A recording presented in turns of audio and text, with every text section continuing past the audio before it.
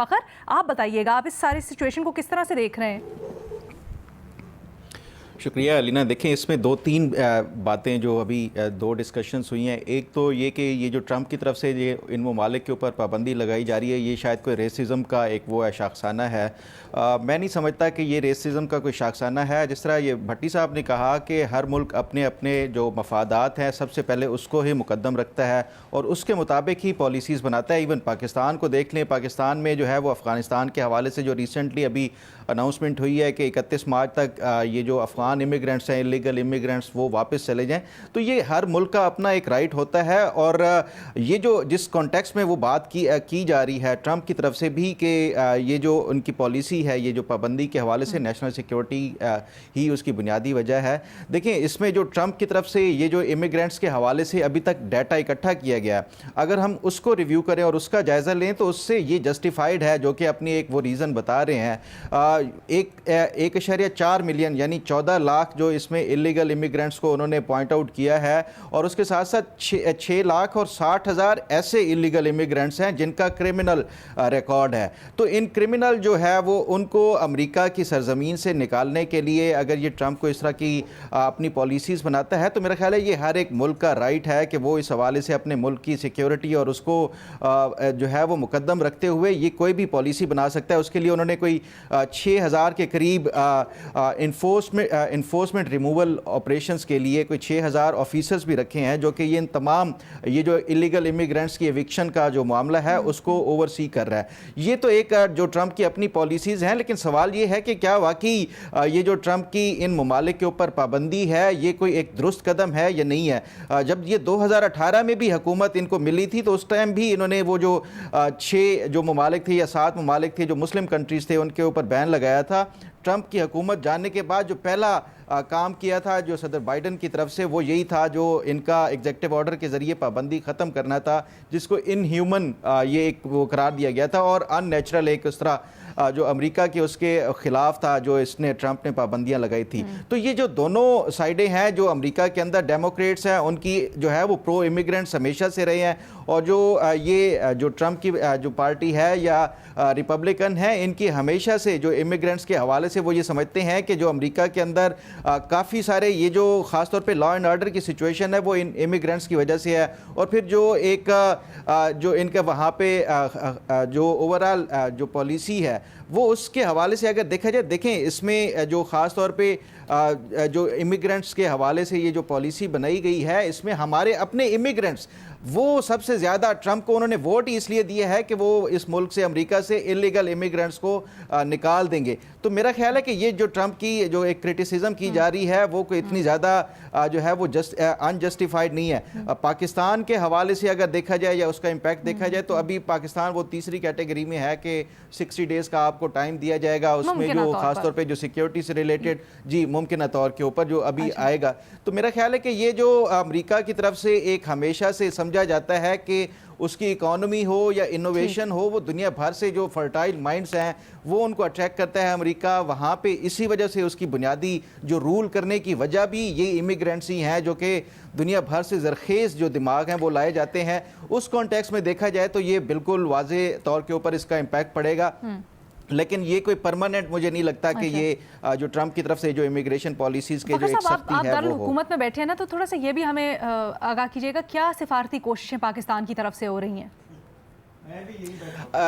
अलीना, देखें इस हवाले से कल बाकायदा जो वजारत ख़ारजा है उसके तर्जमान ने ब्रीफिंग दी और उसमें उन्होंने ये बिल्कुल क्लैरिफाई किया कि हम अपनी जो पाकिस्तान एम्बेसी है वहाँ पे वाशिंगटन में, वो भी अमरीकी इंतज़ामिया के साथ इन टच है और हम ये कोशिश कर रहे हैं कि ये मालूमात ले सकें। जिस तरह ये अभी तक देखें, अभी किसी को भी कोई पता नहीं कि ये जो लिस्ट है वो उसमें कौन कौन से ममालिक हैं, क्योंकि जो अमरीकी हुकाम को भी कोट करके ये मीडिया वो कर रहा है वो भी ये कह रहे हैं अनसर्टन है कि अभी तक कोई फाइनल नहीं है जो ट्रंप की एक जिस तरह की नेचर है, तो उस हवाले से कोई भी लिस्ट तब्दील हो सकती है। ताहम जो मजीद इसमें तफसीलात यही बताई गई हैं कि ये तमाम मिनिस्ट्रीज़ को भेजी गई हैं लिस्ट इन ममालिक की, वो भी अपनी अपनी असेसमेंट दे रहा है जो अमेरिका जो वजारतें हैं, तो उसमें जो फाइनल फिर सर आप दारुल हुकूमत में बैठे, आपने कुछ तफसीलात, आपके जो पड़ोस में बैठे हैं भट्टी साहब पिंडी में बैठे हुए, आपके पास क्या इत्तलात हैं? क्या वहाँ से भी कोई कोशिशें हो रही हैं? जी मैडम शेख, कोशिशें सिर्फ पिंडी से हो रही हैं।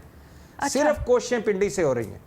और जो थोड़ा सा बेहतरी आएगी या बजरिया सऊदी अरब या बजरिया यूएई, सिर्फ पिंडी से कोशिशें हो रही हैं। ये इस्लामाबाद वाले आपका पता नहीं, आप इतने जोग गई हो, आके फीते काटे, तकरीरें की और असम्बली में गप्पे शप्पे मारी और चले गए।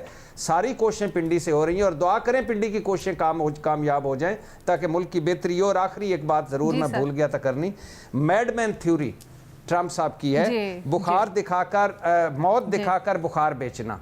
आसान लफ्जों में आपके लिए मैंने कर दी, इस पर मुझे शाबाश दें। जबरदस्त सर, जबरदस्त। मज़र अब्बास साहब, थैंक यू।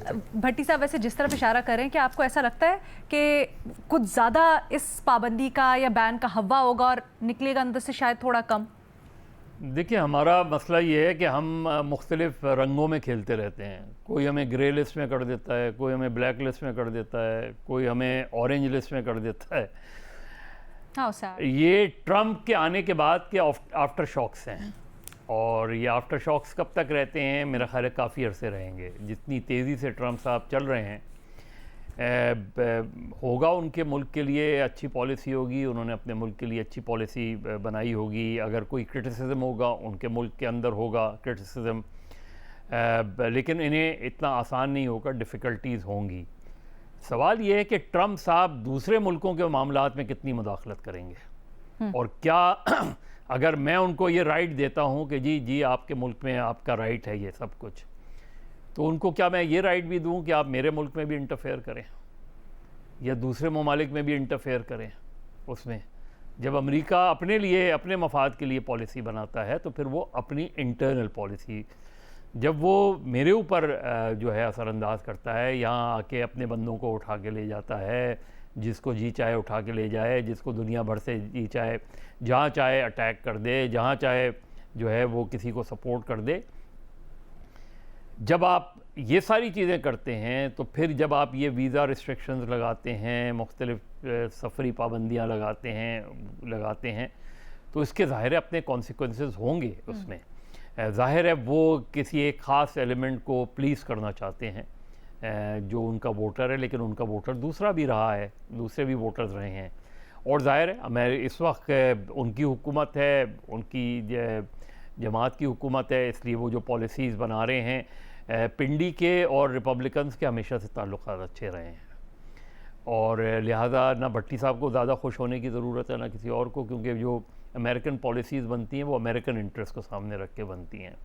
आप अमेरिकन इंटरेस्ट को सर्व करेंगे तो वो पिंडी को भी खुश करेंगे, इस्लामाबाद को भी खुश करेंगे। आप अमेरिकन इंटरेस्ट को सामने रख के पॉलिसी नहीं बनाएंगे तो ज़ाहिर है आप क्या होने वाला एक वाक़या जो है वो किसी भी हवाले से वो ज़ाहिर है अमेरिकन को अलर्ट कर देता है। और हम जो जिस लिस्ट में रहे हैं ना, हम वॉच लिस्ट में रहे हैं, हम जिस रडार में रहे हैं, ये आज की बात नहीं है। हम यहाँ से जाली लोगों को अमेरिका भेजते रहे हैं, बड़े बड़े नाम हैं उसके अंदर, हज़ारों लोगों को हमने अमेरिका इल्लीगल जो है पासपोर्ट बना के भिजवाया है, इल्लीगल शनाख्ती कार्ड बना के भिजवाया है। तो दुनिया हम पे शक क्यों ना करे? हम यही हरकतें करते रहे हैं सारी ज़िंदगी, ठीक है, कि हमने जाली लोगों को बना के, और 80s में भी अमेरिका से इतना बड़ा लेटर आया था कि भाई ये आप आधा जहाज़ जो है वो गैर कानूनी पासपोर्ट के साथ दाखिल हुआ है अमेरिका में।